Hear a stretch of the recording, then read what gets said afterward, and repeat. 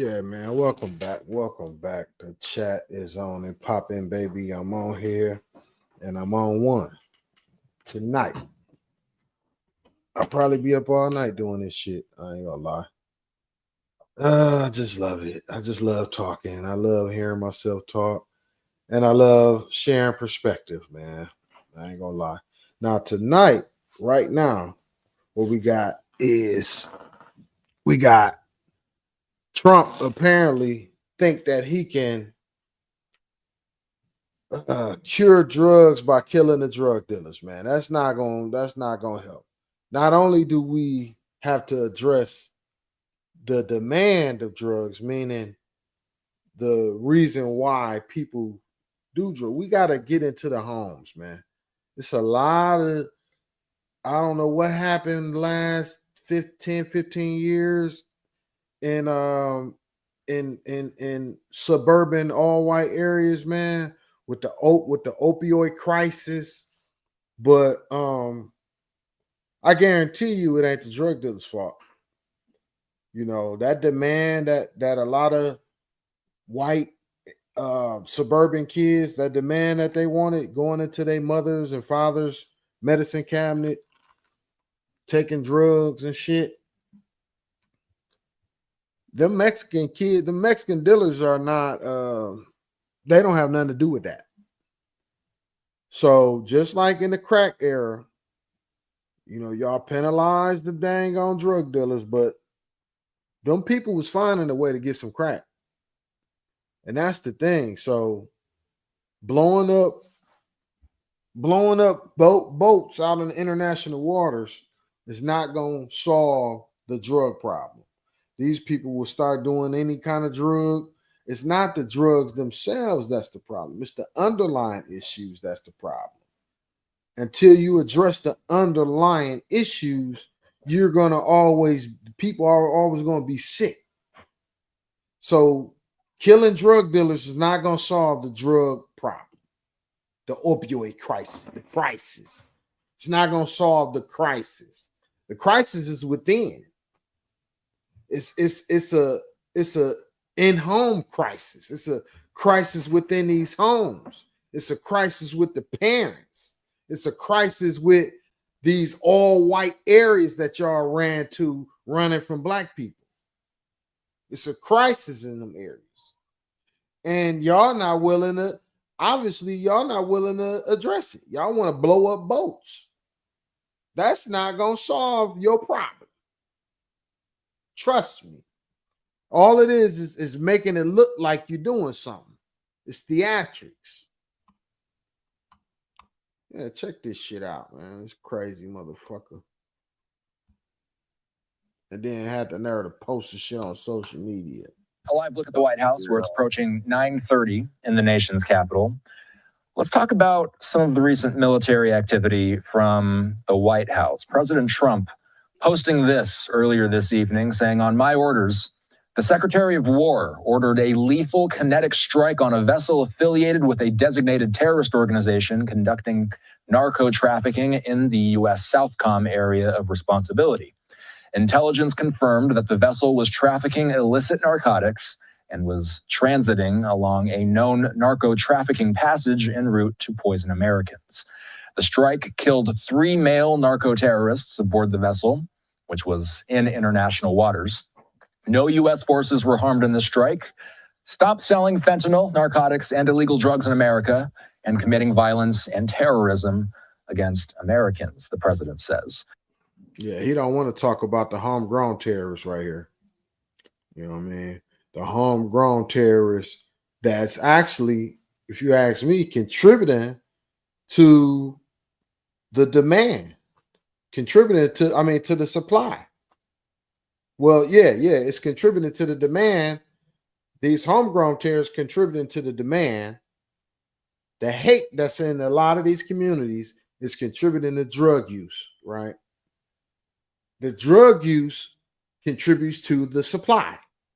So without the hate that's within America, you wouldn't have people wanting to check out, wanting to not be not be there. They want to just tap all the way out, nod off and all that shit.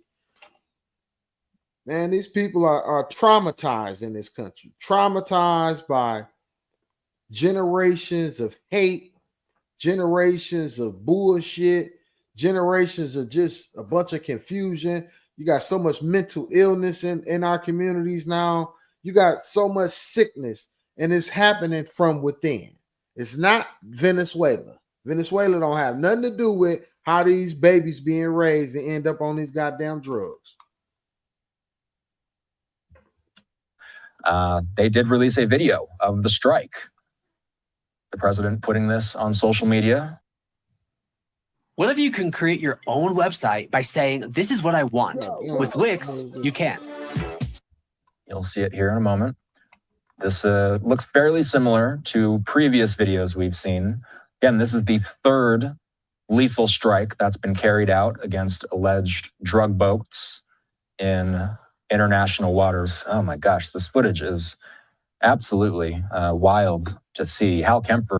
Yeah, it is. It is. And it's crazy that this guy would put something like this out, days after somebody was, publicly assassinated. So he basically want to publicly assassinate these people where we can all see it. We didn't know nothing about this shit till he's posted it.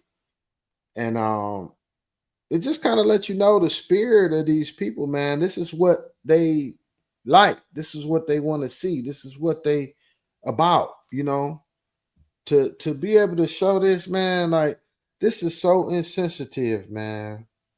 These people got families too, no matter what they was into. Man. These people got family. I'm sure their family care about them. You know what I mean? You're not going to be able to legislate nothing over there in Venezuela. Damn, man, this is crazy. We got a crazy motherfucker in office. Is standing by. He's a retired Marine intelligence officer and the host of the Strap podcast. Hal, being generous with his time tonight, we appreciate you. Hal, by the way, did work on the war on drugs under Southern Command. My question, Hal, after seeing this footage and after reading the president's statement, is it clear where the strike happened?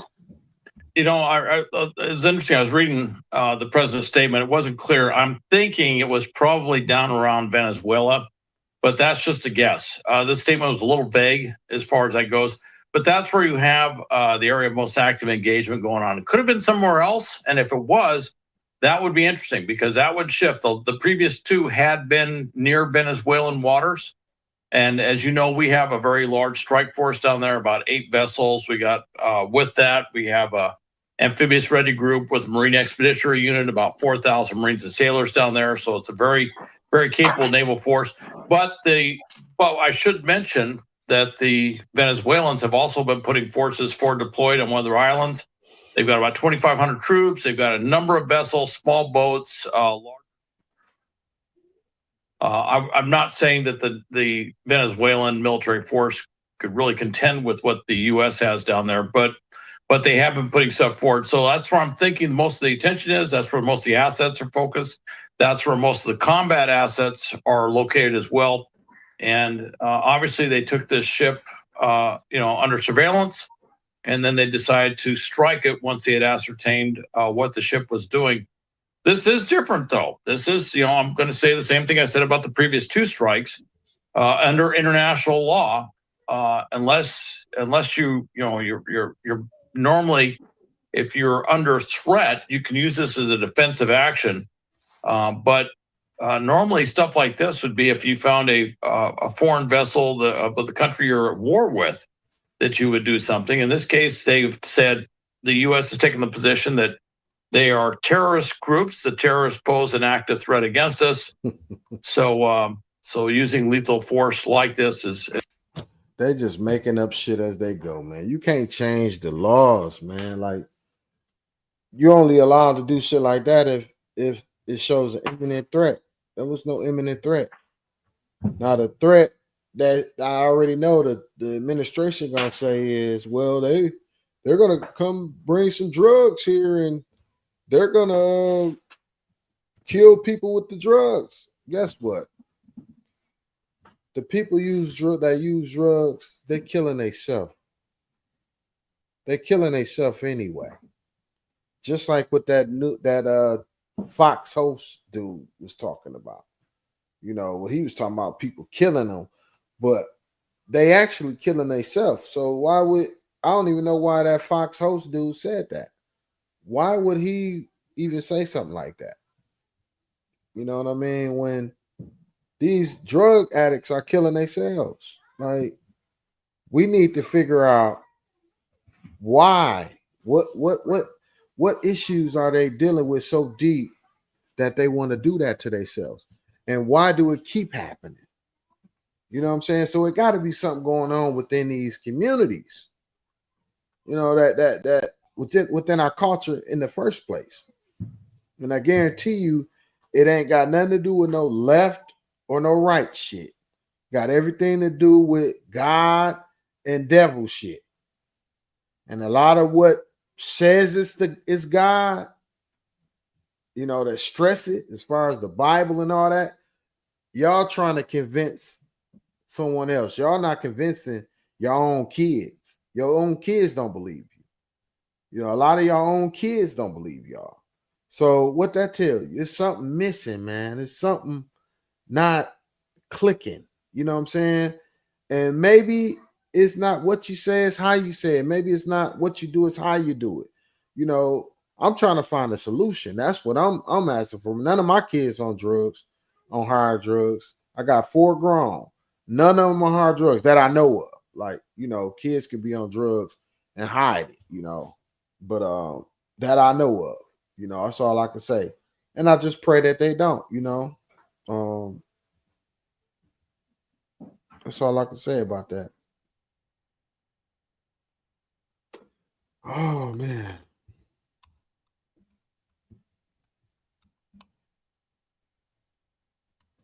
Is authorized. But previously, the rules were that you would try to stop that boat. You would try to intercept it, interdict it in some other way for a law enforcement action. And normally we would work with our, you know, it could be U.S. forces that do it. Could be like Coast Guard was the most common, but Navy would do it sometimes. But with that, we'd also work with our foreign partners down that region to stop these boats. Now, This a dumb motherfucker, man. I mean, he literally posting crimes that he doing. International crimes, man. This is the craziest, dumbest motherfucker in the world. This who y'all voted for, man. A dummy. Oh, man. This is unbelievable.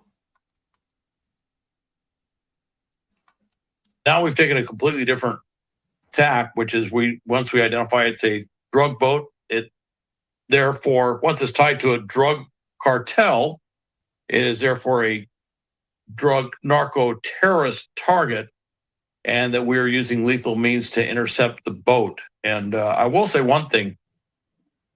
Whoa, man, amazing car. When did you become a millionaire? What is this for? We're trying to get advice for the younger generation. I made my first million last year, actually. What line of Tremendous deterrence value, if you will, towards the cartels and certainly towards Venezuela, which is if everyone sees that once the U.S. can acquire this, once we can acquire under surveillance, that we will immediately initiate lethal action.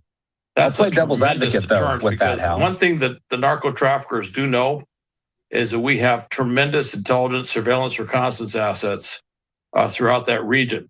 And so acquiring something like this for surveillance isn't that difficult. And we definitely have the lethal means. We just haven't been doing that until now. Let's play devil's advocate, though. 3 strikes within 1 month. These strikes are intended to deter these boats from doing what they're doing. But if we're still seeing the boats, is it having the intended effect? Well, I haven't seen any final numbers on that. That would be interesting and that would be something that Southcom should be looking at, along with an element called the Joint Interagency Task Force, which is in Key West, Florida.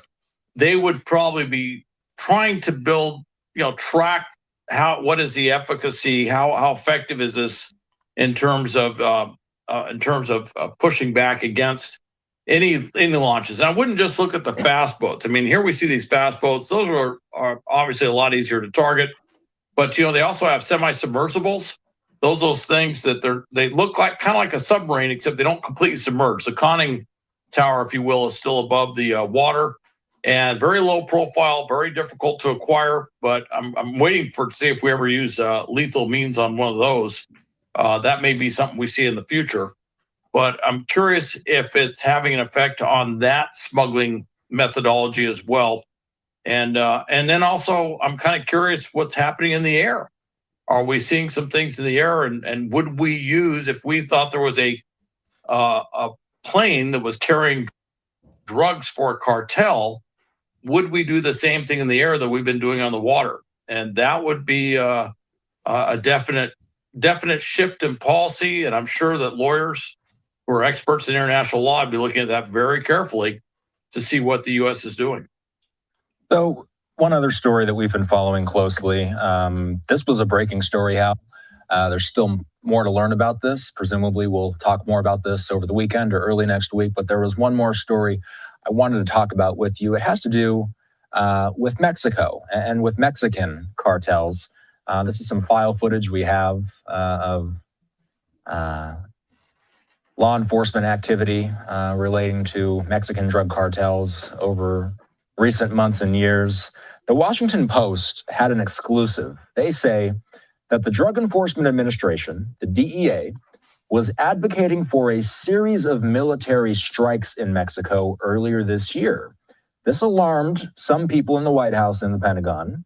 President Trump, we do know, has designated numerous Latin American cartels and criminal gangs as foreign terrorist organizations. So Hal, some weeks ago, you and I discussed the likelihood of the U.S. striking cartels in Mexico proper. If I remember correctly, you told me that it would be tricky due to legal challenges and other challenges. Does the Washington Post's reporting reinforce that idea? Well, it kind of does. It looks like it looks, from what I can tell from the report, DEA, some officials in DEA were advocating for a military strike, similar to what you just saw in the water, but probably something that was aimed at land, probably looking at cartel facilities within Mexico.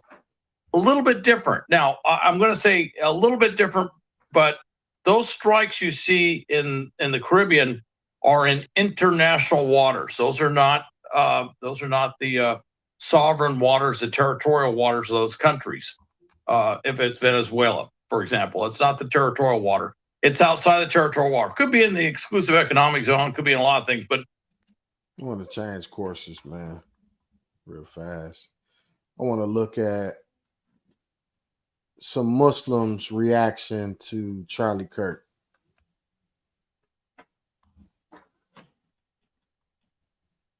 As Charlie Kirk once said, you can tell a lot about a person by how they react when someone dies.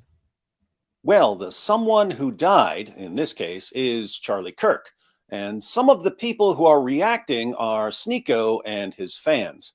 After news broke that Charlie Kirk had been shot during a public debate at Utah Valley University, Sneako posted, "Prayers for Charlie Kirk and peace in America." Guess how Sneako's Muslim fans reacted to his call for prayers for Charlie Kirk and peace in America? Make your prediction. Now let's see if your predictions were confirmed or disconfirmed. He's a despicable human being and a direct enemy of our religion. Praying for him is a sin. That doesn't mean we should condone or cheer on this unjust tragedy against him, and we can and should pray for his family during this time, but that's about it. Charlie Kirk was an abominable man who despised Muslims, despises our prophet, insults our prophet, and endorses the slaughter of Palestinians. He'll get no such prayers from me or from any other Muslim. I won't sit here fan the flames of a volatile situation, but I won't shed a tear for a man who grinned when the blood of our brothers was spilt. To be fair, as far as mocking Muhammad was... Man, what? Like, I didn't hear nothing wrong. That's what I'll be tripping about. Like, what did they say wrong? Like, why did you say it like that? Like they said something wrong. They didn't say nothing wrong. That man was an enemy to them. Yeah, I don't see what he said so wrong. He was an enemy to them.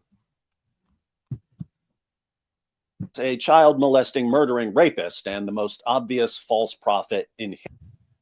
What did he say? To be fair, as far as mocking Muhammad, Muhammad was a child molesting, murdering rapist and the most obvious false prophet in history. So if anyone in history deserves to be mocked, it's Muhammad. It is not proper for the prophet and Wow. Ooh. Y'all see that hate he got? He just mocked they dang on like boy. I don't know, man. Y'all, I didn't know y'all was this wild on YouTube. Y'all wow. Shit. He just mocked Muhammad. Like they that's their Jesus. That's their prophet. Man, I don't think that was smart. Whatever your name is. Let me see. What's your name, dude? Who is this dude? I don't even know his name. All right, let's play some of this video though. the believers to seek forgiveness for the polytheists, even if they were close relatives, after it has become clear to the believers that they are bound for the hellfire.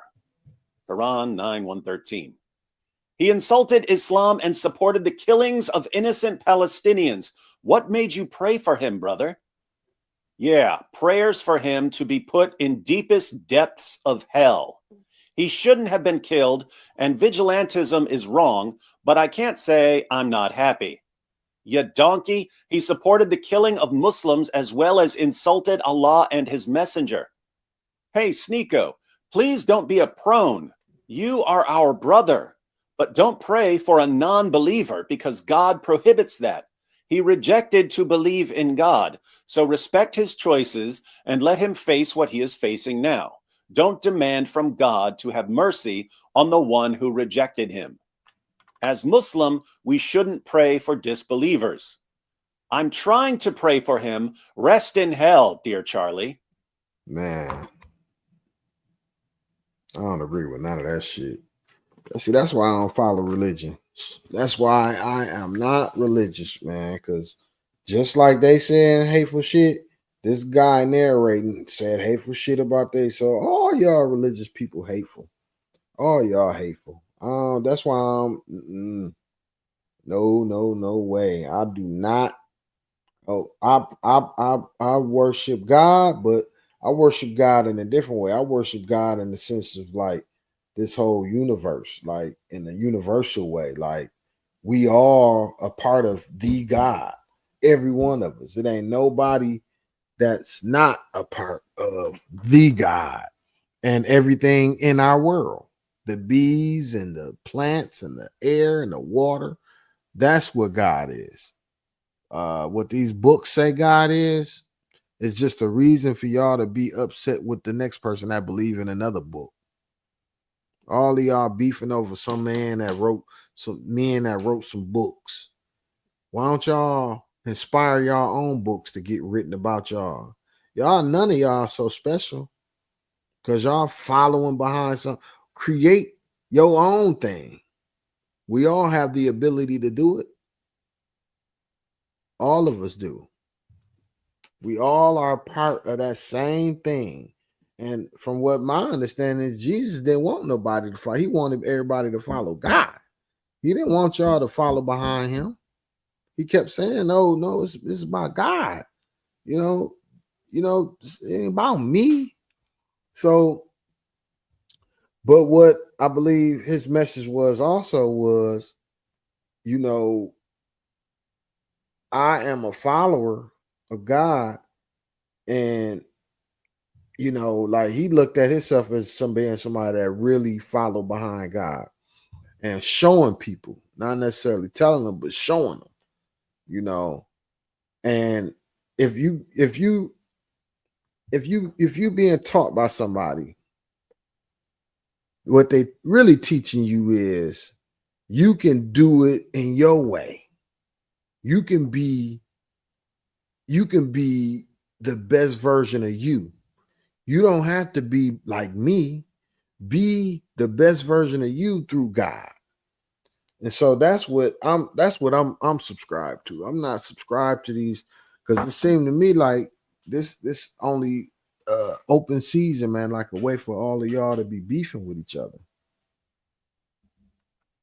Let me finish this crazy shit, man. I don't even, man, this is horrifying. Hey, Sneeko, message Sheikh Uthman right now and ask him whether praying for a kafir, Abu Jahl of our time, is kufr or not. Better time spent than praying for someone on the same camp as Netanyahu. So this Muslim advises Sneeko to contact Sheikh Uthman to ask him if he's allowed to pray for someone like Charlie Kirk. But this is just delusional. Anyone who knows Sheikh Uthman already knows that Sheikh Uthman is just going to say whatever Sneeko wants him to say because they're terrified of saying something that will cause Sneeko to leave Islam. They don't want to lose access to his fans. You want to make some omelet? You got to break some eggs. I've never heard of Sneeko. My thought exactly when I'm mocking your fake prophet and you complain that I'm hurting your feelings. I'm glad I'll be in my own world, man. I'm finna cut this shit off and never look at it again. I don't know who neither one of these people are. Sneeko, I don't want to know. I don't want to know. I don't want to know who they are. I don't want to know, man. That's why I do not mess with religious folks. Religious folks, man. I'm straight. I am so straight. Y'all call me a non-believer all you want, but I believe in God. I believe in the Almighty God. I don't believe in none of y'all prophets. I don't believe in them. You know why? Because we all are part of what the God is. You know, if we're talking about the God, God created way more than people, and it's everything in our universe that keep everything at balance, and we need everything to keep everything at balance.